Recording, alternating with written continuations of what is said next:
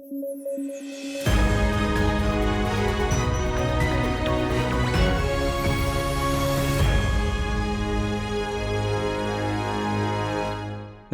News at 9 programme में आपका स्वागत है। मेरा नाम है वीरत दुबे। आइए नजर डालते हैं आज की हेडलाइंस पर। ब्राजील ने लिया बड़ा फैसला, बीआरआई में शामिल होने से किया इनकार। भारत के बाद ब्रिक्स से दूसरा देश बना ब्राजील। डिजिटल अरेस्ट पर पीएम ने की मन की बात, बचने के लिए 3 स्टेप्स I4C करती है साइबर क्राइम से डील। और पहला ग्लोबल ट्री असेसमेंट हुआ जारी, हर 3 में से 1 वृक्ष की प्रजाति पर है संकट। 1000 से ज्यादा वैज्ञानिकों ने किया है असेसमेंट।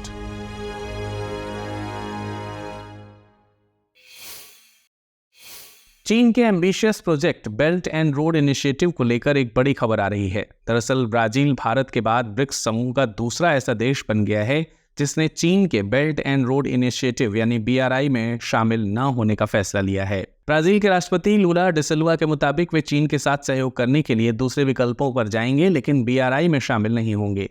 ब्राजील के मुताबिक चीन भले ही इस प्रोजेक्ट को कुछ भी नाम दे, लेकिन ये प्रोजेक्ट ब्राजील की प्राथमिकता वाले मुद्दों को शामिल नहीं करता है। देखिए, नवंबर में चीन के राष्ट्रपति ब्राजील की यात्रा पर हैं। ब्राजील के बीआरआई में शामिल होने की खबर को चीन इस यात्रा का सेंटरपीस बनाना चाहता था, लेकिन अब यात्रा से पहले ही ब्राजील के इनकार ने चीन के सारे प्लान्स को चौपट कर दिया है। देखिए, भारत पहला देश था जिसने चीन के बीआरआई प्रोजेक्ट को लेकर विरोध जताया था। भारत को बीआरआई के तहत बनने वाले चाइना पाकिस्तान इकोनॉमिक कॉरिडोर यानी CPEC पर ऐतराज था। ये CPEC corridor Pakistan occupied Kashmir यानी POK से गुजरने वाला है, जो कि भारत का संप्रभुता का उल्लंघन है। इसके अलावा भारत बीआरआई की आलोचना अन्य आधारों पर भी करता है, जैसे भारत चाहता है कि ये प्रोजेक्ट रूल ऑफ लॉ, पारदर्शिता, ओपननेस और वित्तीय स्थिरता पर आधारित होने चाहिए। भारत ब्रिक्स और SCO दोनों की बैठक में विरोध दर्ज कराता रहा है। बीआरआई को लेकर चीन की आलोचना अन्य आधारों पर की जाती है, जैसे कि चीन ने श्रीलंका में हम्बनटोटा पोर्ट को 99 सालों के लिए लीज पर लिया। इसके बाद श्रीलंका चीन के डेट ट्रैप में फंस गया और श्रीलंका को एक गंभीर वित्तीय संकट का सामना करना पड़ा, जिससे वो अभी तक उबर नहीं पाया है। आपको बता दें कि बीआरआई के तहत चीन पूरी दुनिया से ट्रेड रूट के जरिए जुड़ना चाहता है। इसके निर्माण के पीछे कई मकसद बताए जाते हैं, लेकिन सबसे जरूरी बात है कि चीन का ज्यादातर अंतर्राष्ट्रीय व्यापार सिंगापुर के तट से लगे मलक्का जलडमरू से होकर गुजरता है, जो अमेरिका का एक बड़ा सहयोगी है। बीआरआई के जरिए चीन अपने सुरक्षित व्यापार मार्ग बनाने की तैयारी में है। प्रधानमंत्री नरेंद्र मोदी ने आयुष्मान जन आरोग्य योजना के तहत 70 साल और उससे अधिक उम्र के व्यक्तियों को आयुष्मान हेल्थ कार्ड वितरित किए। इससे योजना के तहत 70 साल और उससे अधिक उम्र के व्यक्तियों का यूनिवर्सल हेल्थ कवरेज की शुरुआत हो गई है। दरअसल यूनियन कैबिनेट ने सितंबर 2024 में आयुष्मान भारत जन आरोग्य योजना के तहत दिए जाने वाले हेल्थ कवरेज को 70 साल और उससे ऊपर के सभी सीनियर सिटीजन्स पर लागू करने के फैसले को मंजूरी दी थी। सीनियर सिटीजन्स को दिए जाने वाले कार्ड को आयुष्मान वय वंदना का नाम दिया गया है। इसमें आय का कोई बैरियर नहीं है, यानी किसी भी आय वर्ग के 70 साल और उससे ऊपर के सभी सीनियर सिटीजन्स पर यह योजना लागू होगी। आयुष्मान के बीमा कवरेज में 70 साल और प्लस के लोगों को शामिल करना वर्तमान सरकार के चुनावी फायदे में से एक था। 70 वर्ष या उससे अधिक आयु के सीनियर सिटीजन जो पहले से ही केंद्र सरकार स्वास्थ्य योजना, भूतपूर्व सैनिक अंशदायी स्वास्थ्य योजना, आयुष्मान केंद्रीय सशस्त्र पुलिस बल जैसी अन्य सार्वजनिक स्वास्थ्य बीमा योजनाओं का लाभ उठा रहे हैं, वे या तो अपनी मौजूदा योजना चुन सकते हैं या आयुष्मान भारत के विकल्प पर जा सकते हैं। ये भी साफ किया गया है कि 70 साल या उससे अधिक आयु के सीनियर सिटीजन्स जो निजी स्वास्थ्य बीमा पॉलिसीज या कर्मचारी राज्य बीमा योजना के तहत हैं, वे भी आयुष्मान भारत योजना के तहत लाभ प्राप्त के पात्र होंगे। अगर किसी परिवार में 2 सीनियर सिटीजन हैं तो 5 लाख रुपए का कवरेज उनके बीच साझा किया जाएगा। ऐसे ही मान लीजिए कि किसी परिवार के पास पहले से ही आयुष्मान कार्ड कवरेज मौजूद है, तो अब नए प्रावधान के बाद उस परिवार में अगर कोई 70 या 70 प्लस बुजुर्ग व्यक्ति हैं तो उन्हें 5 लाख रुपए का टॉपअप कवर दिया जाएगा। इसे केवल बुजुर्ग व्यक्तियों के लिए ही इस्तेमाल किया जाएगा। भारत में 60 साल से ज्यादा आयु की जनसंख्या 2011 में 8.6% से बढ़कर 2050 तक 19.5% होने का अनुमान है। ऐसे में बढ़ती जनसंख्या के लिहाज से योजना एक अहम कदम साबित होगी। अब देखिए, हेल्थ सर्विसेज का लाभ उठाने के लिए एक ठीक ठाक रकम खर्च करनी होती है। बुजुर्ग होती जनसंख्या के पास अपने सर्वाइवल के लिए ही धन नहीं होता। ऐसे में स्वास्थ्य जैसे मुद्दों पर खर्च करना उन्हें जरूरी नहीं लगता और वे अपनी स्वास्थ्य जरूरतों को इग्नोर करते रहते हैं।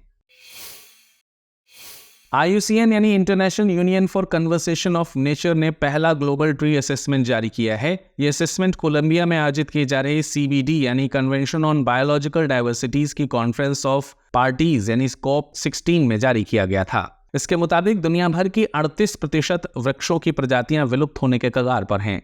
इसके हिसाब से हर 3 में से 1 वृक्ष की प्रजाति खतरे में है। खतरे में पड़ी वृक्ष प्रजातियों की संख्या अब खतरे में पड़े पक्षियों, मैमल्स, रेप्टाइल्स और एम्फीबियंस की कुल संख्या से भी ज्यादा है।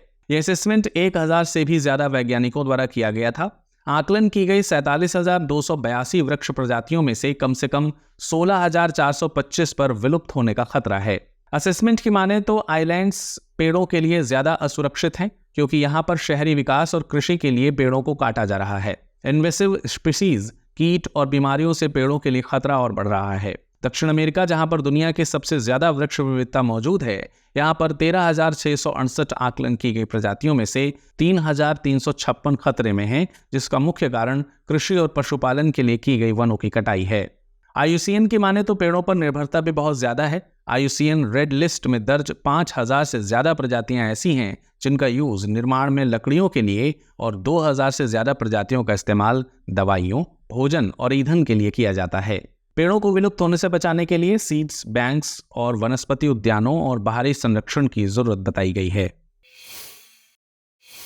हाल ही में प्रधानमंत्री नरेंद्र मोदी जी ने अपने मन की बात प्रोग्राम में डिजिटल अरेस्ट को लेकर चर्चा की। प्रधानमंत्री द्वारा इस मंच से डिजिटल अरेस्ट के मुद्दे को उठाए जाना एक जरूरी कदम बताया जा रहा है। इस समय डिजिटल अरेस्ट के ट्रैप की खबर हर दूसरे दिन आ रही है और इस जाल में हर आयु वर्ग और क्लास के लोग फंसते नजर आ रहे हैं। डिजिटल अरेस्ट एक अलग तरह की ऑनलाइन ठगी है, जिसमें स्कैमर्स खुद को सरकारी अफसर दिखाकर लोगों से कांटेक्ट यानी कि खास तौर पर वीडियो कॉल के जरिए करते हैं और उनके किसी नकली क्राइम में शामिल होने का दावा करते हैं। वे पीड़ितों को धमकाते हैं कि यदि उन्होंने उनका नकली सरकारी अधिकारी होने का साथ नहीं दिया तो उन्हें भारी जुर्माना और लंबी कैद होगी। इसके बाद वे लोगों को पैसों की डिमांड पूरी करने के लिए कहते हैं। पीड़ित को इस तरह से जाल में फंसाया जाता है कि वह मजबूरन पैसे देने के लिए राजी हो जाता है। फ्रॉड करने वाले पुलिस, CBI, नार्कोटिक्स या फिर RBI के अधिकारी बनकर लोगों को डराते व धमकाते हैं।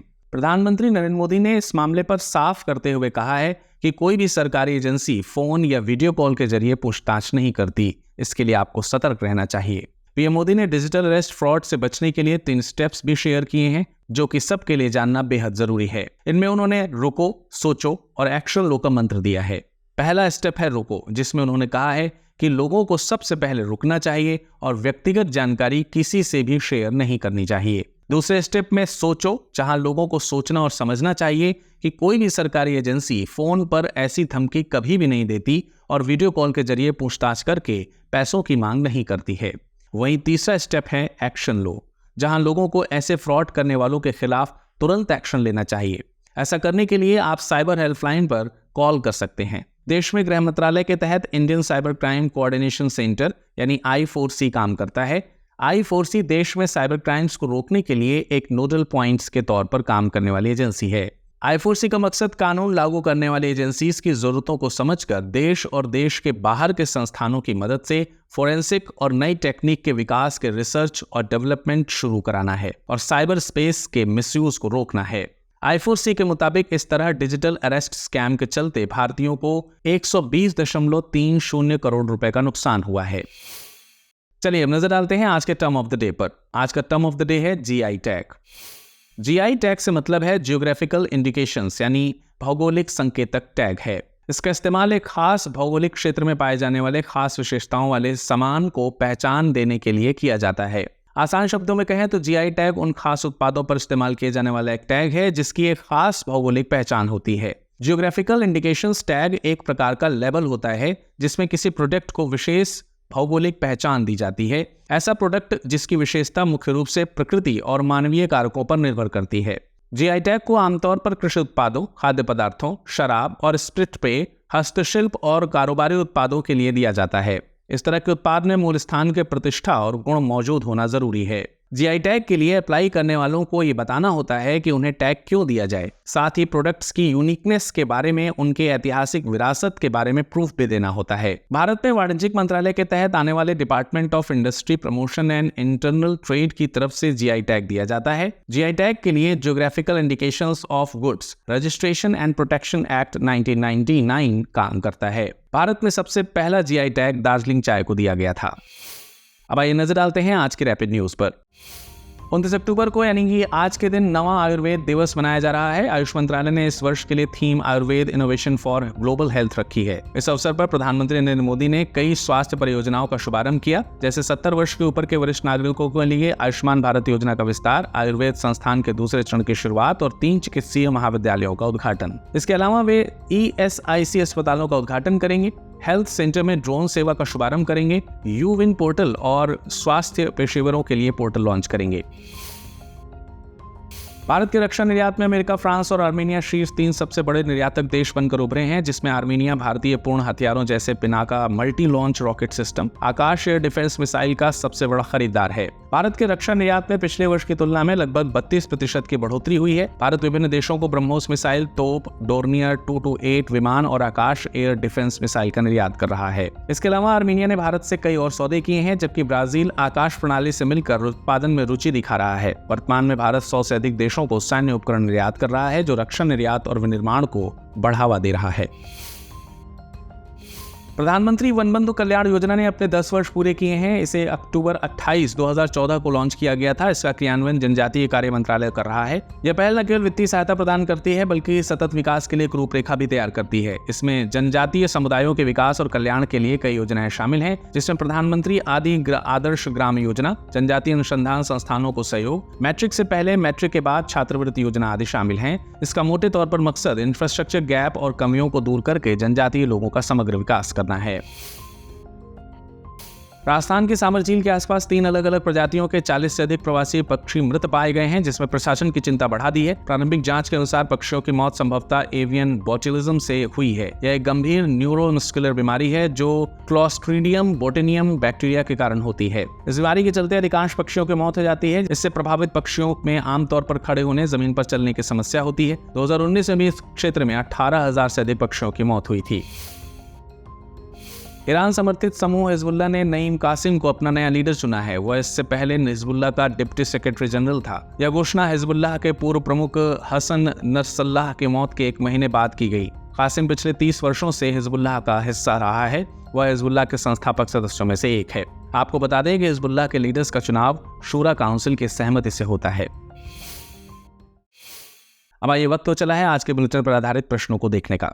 पहला प्रश्न है, belt and road initiative project के केंद्र में कौन सा देश है? भारत, चीन, श्रीलंका या फिर USA? अगला प्रश्न है, सामर झील स्थित है गुजरात, महाराष्ट्र, राजस्थान या फिर आंध्र प्रदेश? चलिए अब नजर डालते हैं पिछले बुलेटिन में कौन से प्रश्न पूछे गए थे और जानते हैं उनके सही उत्तर। पहला प्रश्न पूछा गया था, कोरल ट्रायंगल में निम्नलिखित में से कौन सा देश शामिल नहीं है? Indonesia, Malaysia, Papua New Guinea या फिर भारत? इसका सही जवाब है विकल्प डी यानी भारत। अगला प्रश्न था, C-295 एयरक्राफ्ट का निर्माण भारत के किस राज्य में किया जाएगा? गुजरात, महाराष्ट्र, तेलंगाना या फिर राजस्थान? इसका सही जवाब है विकल्प ए यानी कि गुजरात। चलिए आज के बुलेटिन में फिलहाल इतना ही। मुलाकात करेंगे कल कुछ नई खबरों के साथ। तब तक अपना ख्याल रखिएगा। धन्यवाद।